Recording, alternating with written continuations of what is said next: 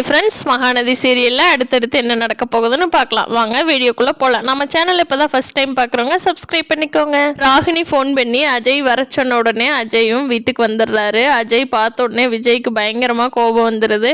ஓங்கி ஒரு அரையிறாரு. அஜய் போய் கீழே உலக போகிறாரு. ராகினி தாங்கி பிடிக்கிறாங்க. ஏண்டா, நான் உனக்கு ஏதாவது பாவம் பண்ணுன்னா, உனக்கு ஏதாவது நான் துரோகம் பண்ணியிருக்கேனா அஜய்? சொல்லு. உனக்கு உன் பொண்டாட்டிங்கிறதும் கூட அவள் இன்னும் உனக்கு உரிமை கொடுக்கல. ஆனால் அவளை என் வீட்டில் தான் நான் இப்போ வரைக்கும் தங்க வச்சிட்ருக்கிறேன். இது காரணம் என்ன? உன் மேல் இருக்கிற பாசம் மட்டும்தான். அவளை இங்கே வச்சுக்கணுங்கிறதுலாம் எந்த அவசியம் இல்லை. ஆனால் அப்படி அவள் இந்த வீட்டு சாப்பாட்டை சாப்பிட்டுக்கிட்டே இந்த வீட்டில் என்னென்னவெல்லாம் கெடுதல் பண்ணுறான்னு தெரியுமா? அது உனக்கு தெரியுமாடா இல்லை தெரியாதாடா? தெரிஞ்சுமே விட்டுருக்குறியா? என்னடா என்ன பண்ணிட்டு இருக்க நீ? உண்ட வீட்டுக்கே துரோகம் பண்ணின யாரும் உருப்பிட்டதா சரித்திரமே இல்லை அஜய். உன்னோட நல்லதுக்காகத்தான் சொல்கிறேன். ராகினி எனக்கு கெடுதல் பண்ணுறா. அவளை நான் பார்த்துக்கு அவளை என்னென்ன ஆஃப் பண்ணுறதுக்கு எனக்கு ரொம்ப நேரம் ஆகாது. ஆனால் அவள் உன் பொண்டாட்டிங்கிற ஒரே காரணத்துக்காக விட்டுருக்குறேன். நீயும் அவளை நம்பி ஏமாந்துக்கிது போயிடாத.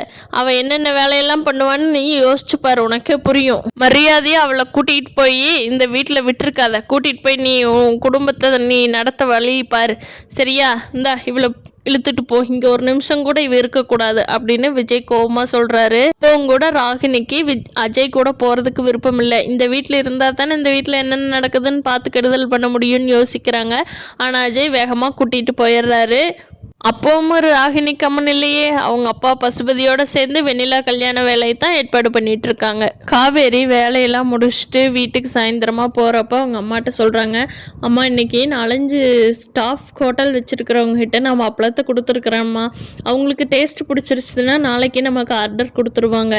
இந்த மாதிரி ஒரு 10 பேர் அமைச்சிட்டாங்கன்னா போதுமா, நம்ம பிஸ்னஸ் டெவலப் பண்ணிடலாம் அப்படிங்கிறாங்க. சரிடி காவேரி, ஏதோ ஒன்று நமக்கு நர்மதா வேலைக்கு போக வரைக்கும் நமக்கு ஒரு ஹெல்ப்ஃபுல்லாக இருந்துட்டால் போதும், அப்புறம் எனக்கு ஒன்றும் பிரச்சனை இல்லை அப்படின்னு சாரதா சொல்கிறாங்க. எல்லோரும் சாப்பிட்றக்கு உட்கார்றாங்க. கங்காவுக்கு மட்டும் குங்குமம் பூ போட்டால் பால் ஆற்றிட்டு வந்து சாரதா கொடுக்குறாங்க. அதை பார்த்தா காவேரிக்கும் குடிக்கணும் போல் தோணுது.